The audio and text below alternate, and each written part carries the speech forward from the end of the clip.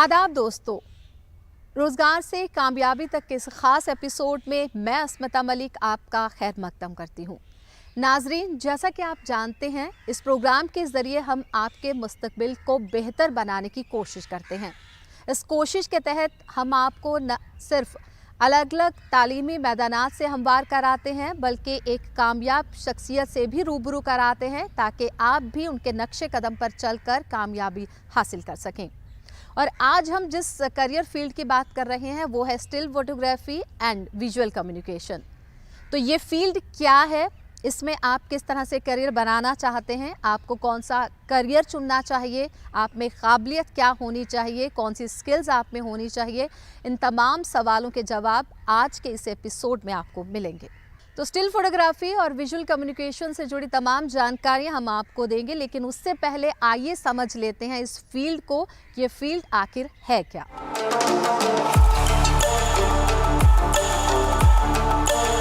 आज फोटोग्राफी महज एक शौक ही नहीं बल्कि एक बेहतरीन करियर ऑप्शन के तौर पर हमारे सामने है। कहा जाता है कि अगर किसी फोटो को सही ढंग से पेश किया जाए तो वो 1000 अल्फाज से बढ़कर है, यानी एक फोटो अकेले बहुत कुछ बयान कर सकता है। फोटोग्राफी ने सालों के अपने सफर में कई तकनीकी बदलाव देखे हैं, लेकिन कुछ नहीं बदला है, तो वो है इसकी अहमियत। वक्त के साथ फोटोग्राफी में नए नए मैदानात जुड़ते चले जा रहे हैं। आज fashion photography, travel photography, food photography, sports photography, vehicle photography, event photography, architectural photography, wild life photography, news photography ऐसे अहम मैदानात हैं जहां आप अपना करियर बना सकते हैं। प्रोफेशनल फोटोग्राफर के तौर पर काम करने के लिए कैमरे की अच्छी समझ और मुंसलिक फील्ड की स्पेशलाइजेशन होना चाहिए। वैसे तो फोटोग्राफी जिन लोगों का जुनून है, उन लोगों के लिए किसी भी तरह की तालीमी लियाकत की ज़रूरत नहीं है, लेकिन इसके बाद भी अगर आप कोई प्रोफेशनल कोर्स करना चाहते हैं तो 12वीं के बाद प्रोफेशनल फोटोग्राफी सीख सकते हैं। 12वीं के बाद फोटोग्राफी में कई तरह के डिग्री, डिप्लोमा और सर्टिफिकेट कोर्स होते हैं। फोटोग्राफी का कोर्स ग्रेजुएशन के बाद भी किया जा सकता है। खास बात यह है कि यह कोर्स किसी भी स्ट्रीम के नौजवान कर सकते हैं। देश के कई तालीमी इदारे स्टिल और मोशन फोटोग्राफी में डिप्लोमा, पीजी डिप्लोमा या सर्टिफिकेट कोर्स ऑफर कर रहे हैं। कई इदारों में मास कम्युनिकेशन कोर्स के तहत भी नौजवानों को फोटोग्राफी सिखाई जाती है। साफ तौर से कहा जा सकता है कि मीडिया और फैशन की बढ़ती मकबूलियत के बीच फोटोग्राफी फील्ड में करियर के इम्कानात भी लगातार बढ़ रहे हैं। उम्मीद है इस पैकेज के ज़रिए आपने इस फील्ड को कुछ हद तक समझ लिया होगा, लेकिन इसे और बेहतर समझने के लिए चलते हैं हमारे अगले सेगमेंट की ओर, जो है करियर की बात एक्सपर्ट के साथ।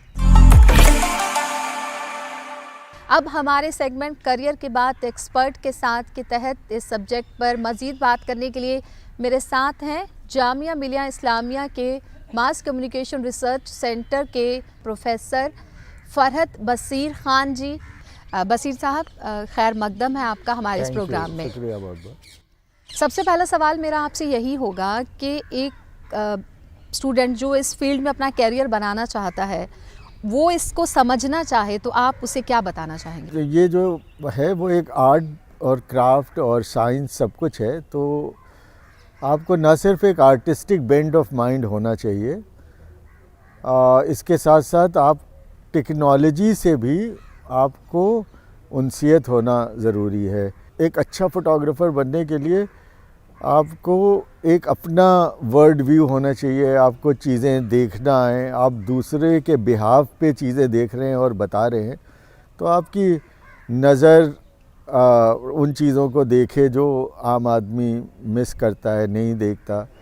इसी तरह आपको तो पढ़ाई लिखाई में या जो आप काम धाम जो भी काम करते हैं उसको एक मेथडोलॉजी के ज़रिए करना है आपको। क्या प्रोफेशनल डिग्री भी अहम हो जाती है इस फील्ड में करियर बनाने के लिए? एक ज़माना था जब हम किसी फ़ोटोग्राफ़र के साथ लग के और चीज़ों को सीख लेते थे, मगर वो एक बहुत लंबा सफ़र तय करना पड़ता था।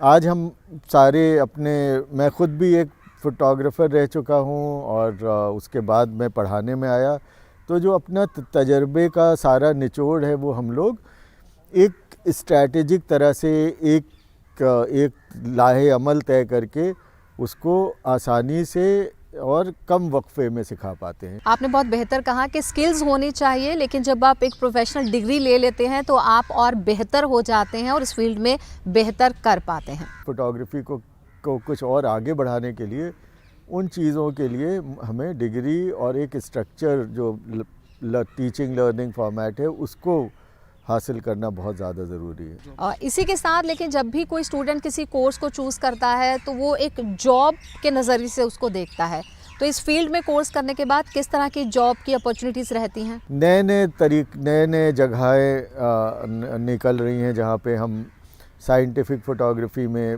काफ़ी कुछ है, क्राइम इन्वेस्टिगेशन के लिए भी फ़ोटोग्राफी का इस्तेमाल हो रहा है, तरह तरह के डॉक्यूमेंटेशन के लिए फ़ोटोग्राफी का इंतज़ाम हो रहा है। और उसके साथ साथ ये ज़माना, क्योंकि इंटरनेट का ज़माना है जिसमें चीज़ें बेचना ख़रीदना सब इंटरनेट के ज़रिए हो रहा है, तो जो बिज़नेस के लिए आपको अपनी वेबसाइट बनाना है या अपना कुछ सामान बेचना है, तो या तो आपको शॉपिंग करना है इंटरनेट पे और या आपको अपना सोशल मीडिया हैंडल चलाना है किसी कंपनी का, उन सब में बग़ैर फ़ोटोग्राफी के आजकल कुछ काम चलता नहीं है। लेकिन अगर हम फील्ड्स की बात करते हैं, आज तो एक फ़ोटोग्राफ़र के नज़रिए से देखा जाए तो आपके आसपास हर चीज़ को आप अच्छे से अपनी, ये कहा जाए अपनी स्किल के ज़रिए, फ़ोटोग्राफी के ज़रिए आप बयां कर सकते हैं, लेकिन फिर भी आपके मुताबिक कौन से ऐसे फील्ड्स हैं जो ज़्यादा बेहतर अपॉर्चुनिटीज़ हैं जॉब के? फ़ोटोग्राफी दो तरह से लोग करते हैं। कुछ लोग जो हैं वो अपने प्रोफेशनल प्रैक्टिस पे जाते हैं जो फ्रीलांस तौर से करते हैं, और कुछ लोग जो हैं वो जॉब करते हैं। तो पहले मैं फ्रीलांसर्स की तरफ जाऊं। फ्रीलांस में जब मैं अपने आप अपना काम करता हूं तो उसमें बड़ी फील्ड जिसमें अब बहुत पैसे आने लग गए हैं वो है वेडिंग फ़ोटोग्राफी। उसके बाद जो लाइफ स्टाइल, फैशन, ट्रैवल, इन सब में भी हमें जॉब मिलने लग जाता है। तीसरा जो है वो एक प्रोडक्ट फ़ोटोग्राफी है, जो ई-कॉमर्स साइट्स हैं वो बहुत सारे अपने प्रोडक्ट के फ़ोटो खिंचवाना चाहते हैं, तो वहाँ पे भी आपको एक अच्छा काम मिल सकता है।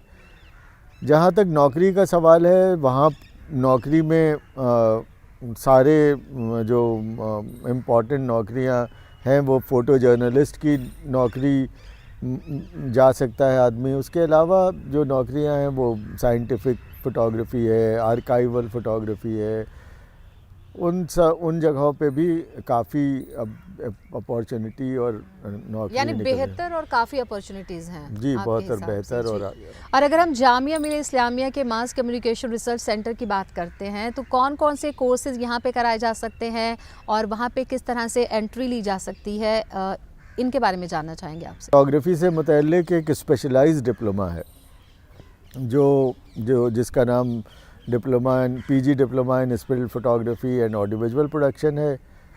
इसके अलावा जो हमारे जितने भी कोर्सेज हैं, में मास कम्युनिकेशन है, डेवलपमेंट कम्युनिकेशन का एक कोर्स है, कन्वर्जेंस जर्नलिज्म का कोर्स है, और उन सब में फ़ोटोग्राफी का एक बहुत बड़ा इम्पॉर्टेंट हिस्सा है। दूसरी बात है, हमने अभी एक डिपार्टमेंट ऑफ डिज़ाइन खोला है, department of design and innovation. इसमें कम्युनिकेशन डिज़ाइन पे भी स्पेशलाइजेशन है, जहां फ़ोटोग्राफी के को डिज़ाइन के तौर से किस तरह से हम वेबसाइट्स में, एडवर्टाइजमेंट में और चीज़ों में फ़ोटोग्राफी को किस तरह यूज़ कर सकते हैं, वो सारा सिखाया जाता है। और जब हम स्टिल फोटोग्राफी और विजुअल कम्युनिकेशंस की बात करते हैं तो थ्योरी के साथ प्रैक्टिकल्स की भी बहुत अहमियत होती है, तो प्रैक्टिकल्स के ज़रिए आप किस तरह से बच्चों को पढ़ाते हैं? पढ़ाने का जो तरीका है वो बहुत ज़्यादा प्रैक्टिकल बेस है। हम लोग चीज़ें बताते हैं, फिर डेमॉन्स्ट्रेट करते हैं, और उस डेमॉन्स्ट्रेशन के बाद स्टूडेंट को खुद वो सब चीज़ें करनी पड़ती हैं, और जिसको जो फ़ोटोग्राफ़र्स हैं और बाहर के भी एक्सपर्ट्स आते हैं वो लोग उन सब चीज़ों को मेंटर करते हैं और आपको अच्छी चीज़ों को और अच्छी तरह करना सिखाते हैं। तो हमारा जो एक्सप्रेशन का टूल है वो कैमरा है।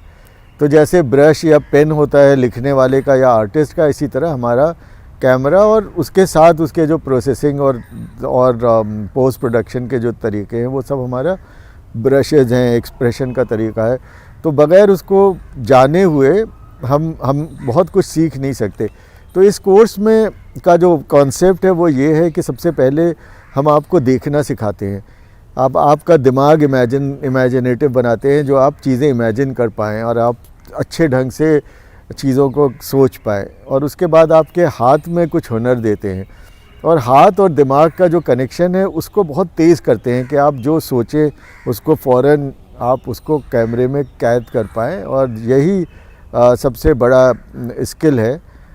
तीसरी बात एक ये है कि हम आपको ब्रीफ समझना सिखाते हैं, क्लाइंट क्या चाह रहा है ये बात समझना, और ये ब्रीफ समझने की वजह से और चीज़ों को एग्जीक्यूट करने की वजह से हमारे कोर्स से जो लड़के पास आउट हैं, जो स्टूडेंट्स पास आउट हैं, वो उन सब ने बहुत बड़े बड़े अवार्ड इंडिया में लाए। मैं खुद कांस जो फ्रांस में है वहाँ जाके पहली मरतबा हिंदुस्तान का सर ऊँचा फ़ोटोग्राफ़ी की फील्ड में इस तरह किया कि वहाँ से कांस से मैं वर्ल्ड फ़ोटोग्राफ़ी अवार्ड एशिया के लिए जीत के लाया, जो ज़ाहिर इंडिया और जामिया को मिला। हमारे स्टूडेंट जो हैं वो पुलिट्ज़र प्राइज़ जीतते हैं, और हमारे स्टूडेंट जो हैं वो को डायरेक्टर ऑस्कर अवार्ड फिल्म्स के भी होते हैं। तो इस तरह से हम लोगों के स्टूडेंट्स ने भी हमारा बहुत नाम ऊंचा किया है, और उससे भी ये पता चलता है कि हमारे यहाँ कितनी अच्छी ट्रेनिंग दी जाती है। इस फील्ड में करियर की बात हम कर रहे हैं, लेकिन वक्त बदलता है तो बहुत कुछ बदलता है। तो वक्त के साथ इस फील्ड में किस तरह के बदलाव आए हैं? पहले तो जो फ़ोटो देखने का जो नज़रिया है वही बदल गया, तो कॉम्पोजिशन का नज़रिया बदल गया। तो अब हम पोस्ट मॉडर्निज़म की तरफ जा रहे हैं। जो चीज़ें हमें अब इंक्रीजिंगली जो नॉर्मल चीज़ें हैं वो बोरिंग होने लगी, क्योंकि एक कैमरा जो फ़ोन में हमारे पास है वो भी बहुत अच्छी फ़ोटोज़ खींच देता है। तो जो एकदम कलर ठीक है और बाकी सब चीज़ें फोकस में हैं, वो इंक्रीजिंगली बोरिंग होना शुरू हो गया। दूसरा बड़ा बदलाव आया टेक्नोलॉजी में। टेक्नोलॉजी बहुत तेज़ी से चेंज होती है, और उस टेक्नोलॉजी के साथ साथ चलने में अब हमारे कैमरे जो थे, फिल्म बेस कैमरे जो थे जिसमें फ़ोटो केमिकल तरीके से फ़ोटो बनाते थे, तो वो पहला स्टेप तो वो सब डिजिटल हो गए। अब डिजिटल के अंदर भी वो मिरर और मिररलेस और तरह तरह की नई टेक्नोलॉजीज़ आती चलती हैं, जहां हम फोकस भी ऑटो हो गया और चीज़ें ऑटो हो गई। और जब उनमें बहुत सारे ऑप्शंस आते हैं कैमरे में, तो सीखना और ज़्यादा ज़रूरी हो जाता है कि किस इफ़ेक्ट के लिए आपको कौन सा बटन यूज़ करना है, आपको कौन सा इफ़ेक्ट यूज़ करना है। तो पहले चीज़ें सिंपल और आसान थीं, आज चीज़ें कॉम्प्लिकेटेड और मुश्किल हो गई। तो आज के ज़माने में आपको एक टीचर की या मेंटर की बहुत ज़रूरत है, जो उन चीज़ों का बताए कि इसका लोगों को देखने से क्या असर होगा और हम किस मौके पे क्या चीज़ें इस्तेमाल कर सकते हैं। जैसे कि आपने बताया कि वक्त के साथ इस फील्ड में बहुत सारे बदलाव आए हैं, लेकिन जो स्टूडेंट्स इस फील्ड में करियर बनाने के लिए कोर्सेज़ को चुनते हैं, जब वो कोर्सेज़ कर लेते हैं, तो आप उनकी पर्सनैलिटी में वो कोर्सेज़ होने के बाद किस तरह के बदलाव देखते हैं? सबसे पहला बदलाव जो होता है उनमें सेंसिटिविटी ज़्यादा बढ़ जाती है, उन चीज़ों से का तासुर आसानी से वो अपने अंदर उतार लेते हैं, समझ लेते हैं माहौल के। दूसरा कि एक तरह से जो डिसीजन मेकिंग का जो टाइम है वो बहुत कम हो जाता है, बहुत क्विकली डिसाइड कर पाते हैं। तो तीसरी बात ये होती है कि टेक्नोलॉजी को एब्जॉर्ब करने की और आगे पढ़ने की जो अहलियत है वो काफ़ी हद तक इंक्रीज़ हो जाती है। तो बल्कि मैं कुछ दिनों में ये सोचने लगा हूँ कि ये जो इनको सीखना, लर्न करना आ जाता है, यानी कि अगर एक लाइन में कहें तो उन्हें और नई चीज़ें सीखने का भी एक मादा और एक कैपेबिलिटी उनके अंदर पैदा होती है। वो नई चीज़ें बड़ी जल्दी सीख लेते हैं, फील्ड में आगे निकल जाते हैं। और कई मर्तबा अपने को उस माहौल में या उस टेक्नोलॉजी में एडॉप्ट कर लेते हैं जो और तरह के फ़ोटोग्राफ़र को चेंज होना बहुत मुश्किल होता है।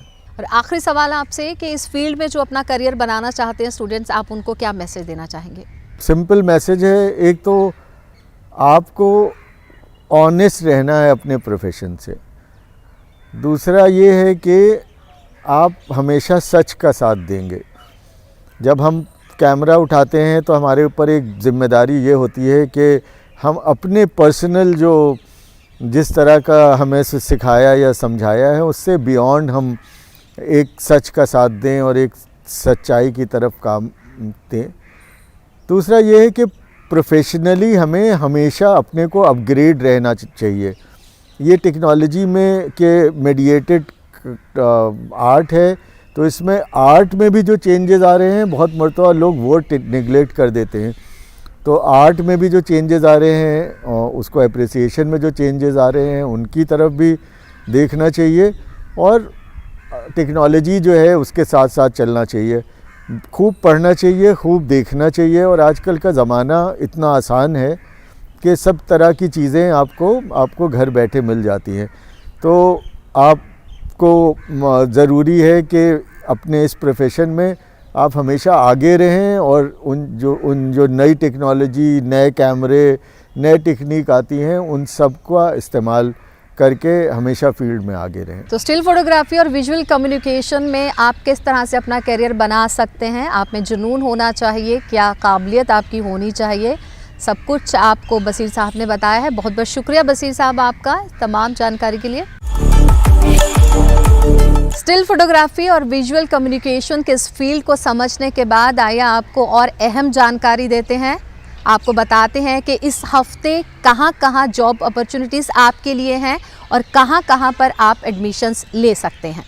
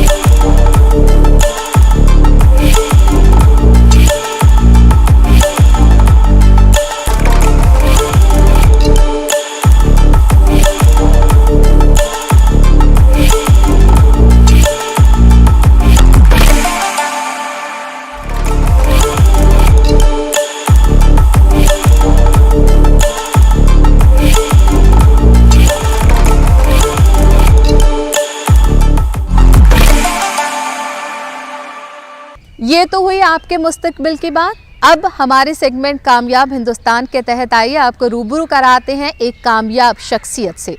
और आज की हमारी कामयाब शख्सियत हैं इनकम टैक्स सेटलमेंट कमीशन के साबिक चेयरमैन अबरार अहमद जी। आइए देखते हैं उनका कामयाब सफ़र।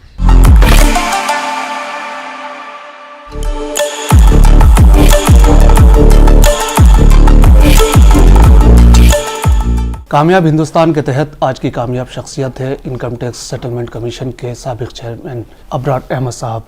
सर, हमारे प्रोग्राम में आपका खैर मक़दम है।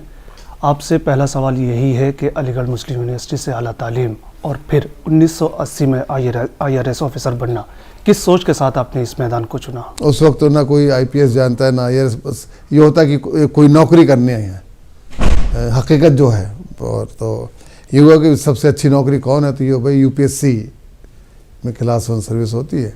उसके बाद उधर रुझान हो गया और अलीगढ़ में कोचिंग सेंटर भी चलता था कैनेडी हॉल में, तो वहाँ ज्वाइन कर लिया। फिर वहाँ से फिर तैयारी करके आ गए, तो ऊपर वाले करम से क्वालिफाई कर गए। अगर हम इनकम टैक्स डिपार्टमेंट में आपके सफ़र को देखते हैं तो प्रिंसिपल चीफ कमिश्नर और चीफ कमिश्नर के तौर पर आपने अहम जिम्मेदारियों को निभाया है और उसके बाद आप इनकम टैक्स सेटलमेंट कमीशन के चेयरमैन बने। किस तरह से पूरे सफ़र को आप देखते हैं? देख, बड़ा अच्छा सवाल है। इससे मेरा पूरा कैरियर कवर होगा। हम लोगों की ट्रेनिंग तो जैसा आप लोगों को मालूम है मसूरी में होती है, फाउंडेशन में सभी सर्विसेज की।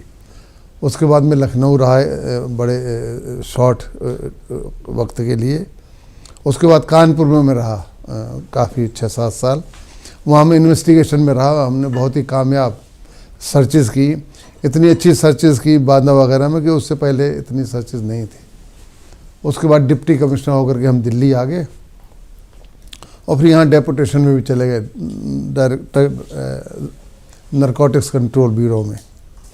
उसके बाद मैं कमिश्नर अजमेर भी रहा पोस्टिंग। उसके बाद कमिश्नर अहमदाबाद रहा और उसके बाद मैं डेपुटेशन में आ गया भारत सरकार में, जॉइंट सेक्रेटरी। तो मैं था managing director national minorities development finance corporation और मौलाना आज़ाद एजुकेशन फाउंडेशन जो गवर्नमेंट ऑफ इंडिया की अंडरटेकिंग है, उसमें सेक्रेटरी था मैं 5 साल।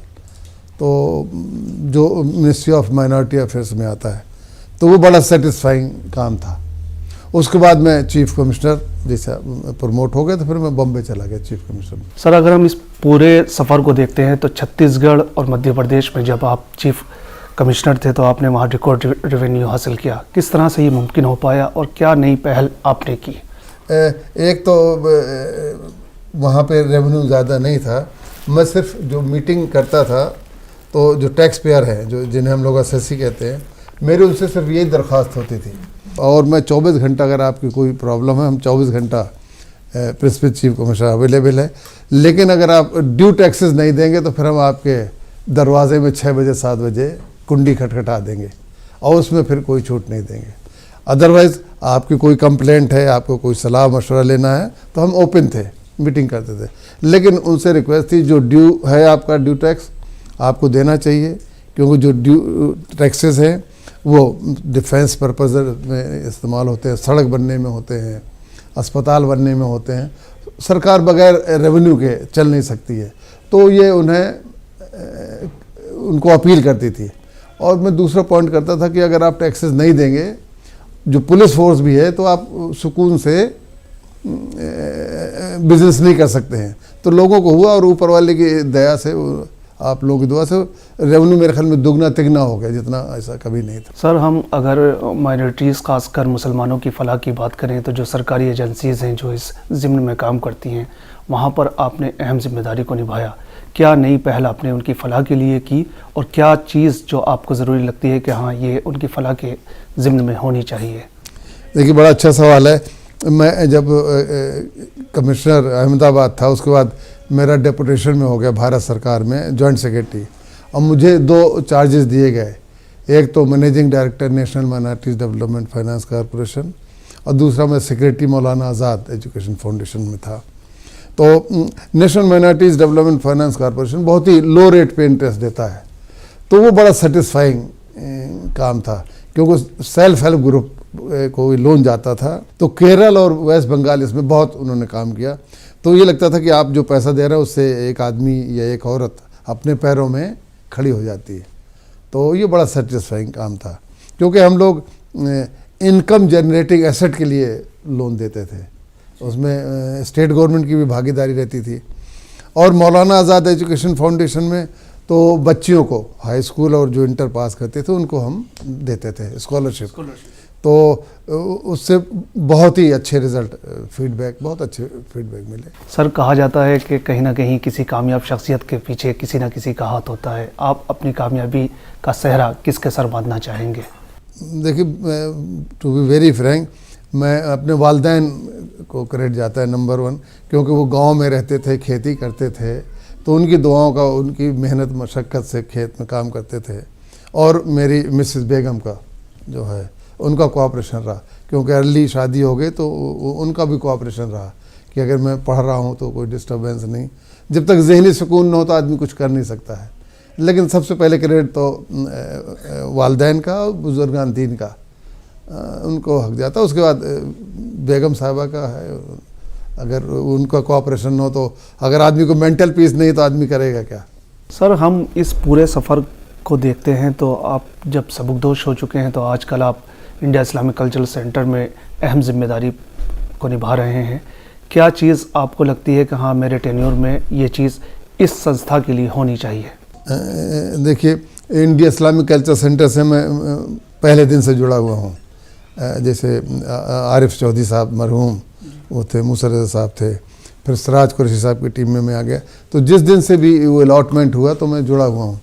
तो बिल्डिंग तो बन गई है, हम इलेक्शन स्पीच में बोलते थे, लेकिन वहाँ पे क्या एक्टिविटीज़ होनी चाहिए, कुछ एक्टिविटीज़ होती हैं, लेकिन कुछ एक्टिविटीज़ जो एजुकेशन से रिलेटेड हैं या कॉम्पिटिटिव एग्ज़ाम से है, उनको मैं चाहूँगा कि बढ़ावा दिया जाए, क्योंकि एजुकेशन में हम लोग कम से कम इंफॉर्मेशन पास ऑन करें। सर आखिरी सवाल आपसे ये रहेगा कि IRS हो या IAS ऑफिसर बनना हो, या नौजवान आमतौर पर चाहे वो किसी भी यूनिवर्सिटी से जुड़ा हो, उनको आप क्या पैगाम देना चाहेंगे जो सिविल सर्विसेज में जाना चाहते हैं? देखिए, जो आपने सिविल सर्विसेज की बात की, इसमें बच्चे का डिटर्मिनेशन बहुत ज़रूरी है। डिटर्मिनेशन मेरा मकसद है कि वो कहे कि अगर एक सीट भी है तो मुझे क्वालिफाई करना है हर हालत में, नंबर 1। और ये एग्ज़ाम ऐसा है कि जुनून की कैफियत होना चाहिए बच्चे को, क्योंकि 10-12 लाख बच्चे बैठते हैं और सिलेक्शन होता है 600-700 ऑल ओवर इंडिया।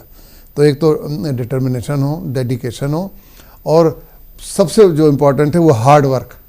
बिल्कुल one has to work like a donkey, और करीब 12 से 14 घंटे पढ़ना चाहिए।